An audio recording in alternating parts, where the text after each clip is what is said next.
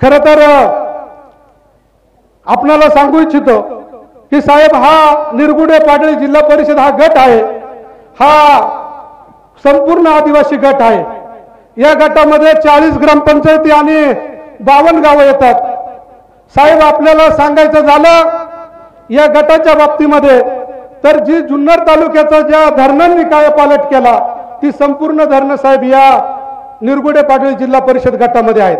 मग त्याच्यामध्ये माणिकडोळचं धरण असेल, डंगाळदरे असेल, उच्चिल असेल, भिवाडे असेल, ही प्रमुख धरणं खरं तर साहेब 4 धरणं आहेत। परंतु साहेब, खरं तर सांगायला आश्चर्य वाटतंय की उजनीचं पाणी बारामतीला गेलं, आज डिंबे धरणाचं पाणी जुन्नरला माणिकडोळला बोगद्यातून आणतायत।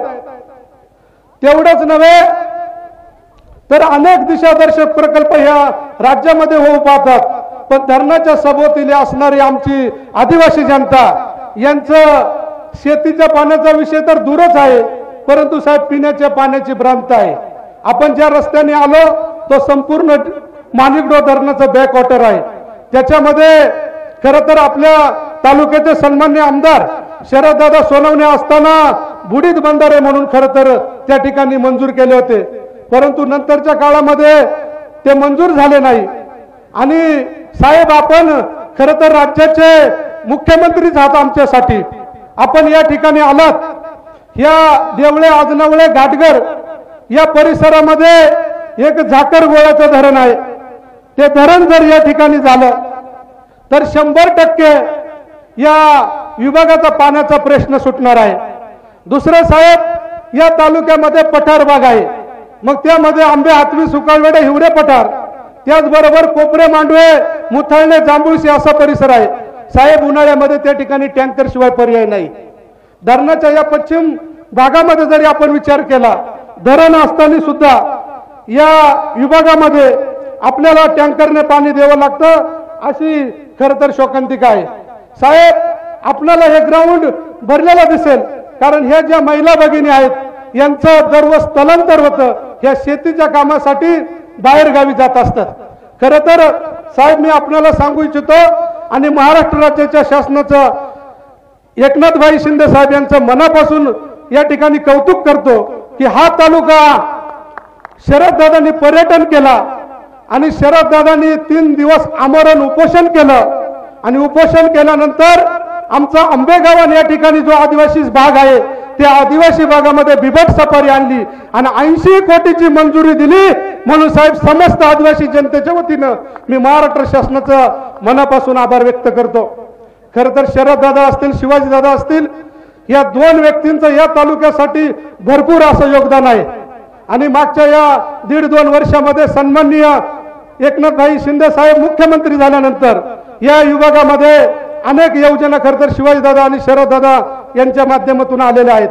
साहेब, मी आपल्याला विनंती करणार आहे की आमच्या ज्या महिलांची पायपीट थांबवायची असेल तर दादांनी तालुका पर्यटन केलेलं आहे आणि आमचा आदिवासी भाग जो आहे त्या भागामध्ये जे ऐतिहासिक पर्यटन आहे, म्हणजे छत्रपती शिवाजी महाराजांच्या काळातले जेवढे गड किल्ले आहेत, मग चावंड किल्ला असेल, जीवधन किल्ला असेल, त्या ठिकाणी इकडे हडसर किल्ला असेल, पश्चिमेच्या बाजूला दुर्गादेवी किल्ला असेल, अशा या किल्ल्यांनी वेढलेला हा परिसर, या गावामध्ये जर समजा याचा विकास झाला तर अनेक पर्यटक या ठिकाणी येतील आणि या आमच्या आदिवासी समाजाला त्या ठिकाणी काम मिळेल। साहेब, दुसरं आपल्याला सांगू इच्छितो की जसं माथेरान महाराष्ट्रामध्ये आहे तसंच आंबे, हातवी, सुकाळवेडे, हिवरे पठार या ठिकाणी आपण मिनी माथेरान सुद्धा सुरू करू शकतो। आपल्याला सांगू इच्छितो साहेब की महाराष्ट्रामध्ये आदिवासी समाजाच्या 45 जमाती राहतात आणि साहेब, आपण ठाणे जिल्ह्यामध्ये आदिवासींचं नेतृत्व आपण करत आहात। आपल्याला सांगू इच्छितो का त्या 45 जमातीपैकी प्रत्येक जमातीचं वेगवेगळं अशी त्या ठिकाणी परंपरा, रूढी परंपरा आणि वेगवेगळेपण आहे। साहेब, आपल्याला या निमित्ताने या व्यासपीठावरून मी आपल्याला मागणी करणार आहे का त्या 45 जमातीचं आमच्या वर्सुबाई जे कुलदैवत आहे त्या कुलदैवताच्या ठिकाणी 250 एकर मध्ये जर समजा शिवसंस्कार सृष्टी या धर्तीवर किंवा कनेरी मठच्या धर्तीवर जर आदिवासी संस्कार सृष्टी केली तर साहेब, जगातला माणूस या ठिकाणी येईल आणि त्या ठिकाणी आमचं खरं तर उदार झाल्याशिवाय राहणार नाही। अनेक प्रश्न खरं तर साहेब मांडावेसे वाटतात।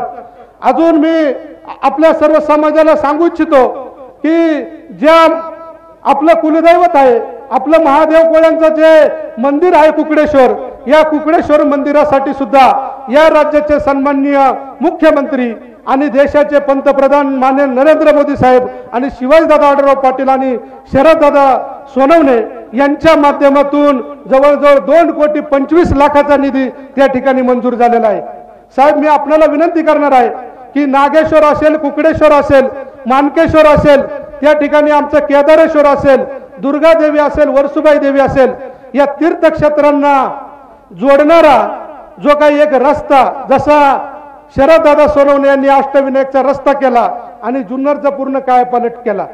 साहेब, अनेक प्रश्न खरं तर या निमित्ताने मांडायचे। हे आमच्या महिला भगिनींसाठी साहेब गाव तिथं अस्मिता भवनाची गरज आहे।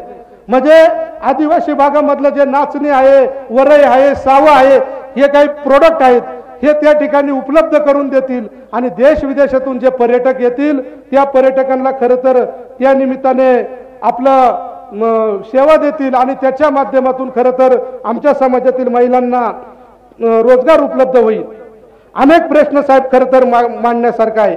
दुसरा विषय असा आहे साहेब की आमचं हे जे काही माणिकडोचं धरण आहे, या माणिकडोच्या धरण परिसरामध्ये संपूर्ण आदिवासी समाज राहतो आणि 1978 साली या तालुक्याचं नेतृत्व कैलासवासी कृष्णराव मुंडे साहेबांनी आमदार म्हणून केलेलं आहे। त्या जलाशयाला कृष्णराव मुंडे साहेबांचं नाव द्यावं म्हणून साहेब मी आपल्याकडे मागणी करतोय। त्याचबरोबर आपण ज्या देवळ्याच्या भूमीमध्ये साहेब आपण आलेलो आहे, त्या देवळ्याच्या भूमीमध्ये सुद्धा आमचा एक क्रांतिकारक नानासाहेब पाटील यांचे गुरु लहू बोराडे यांचं सुद्धा स्मारक या देवळ्यामध्ये साहेब झालं पाहिजे। कारण आदिवासी समाजाला खूप परंपरा आहे, खूप क्रांतिकारक घडून गेले।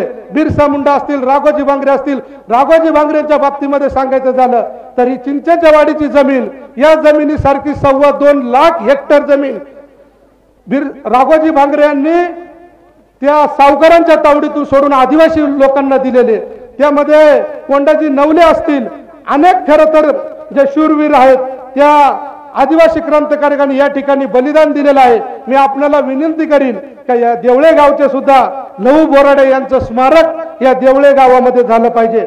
अनेक प्रश्न खरं तर साहेब या ठिकाणी मांडायचे, अनेक खरं तर गोष्टी खरं तर या ठिकाणी आहेत, परंतु मी आपला जास्त वेळ घेणार नाही आणि ह्या सगळ्या गोष्टी आपण कराल, कारण मला याची खात्री आहे। कारण या राज्याचे मुख्यमंत्री सन्माननीय एकनाथभाई शिंदे आहेत। कारण असा मुख्यमंत्री साहेब महाराष्ट्राने कधीच पाहिला नव्हता का जो मुख्यमंत्री माणूस दिसल तिथं थांबणार आणि रात्री 2:30 वाजता जो मुख्यमंत्री खरं तर भेटतो, असं एकनाथ शिंदे साहेबांना या आदिवासी समाजाचं काम करायला मला वाटतं काय वेगळं विषय होणार नाही।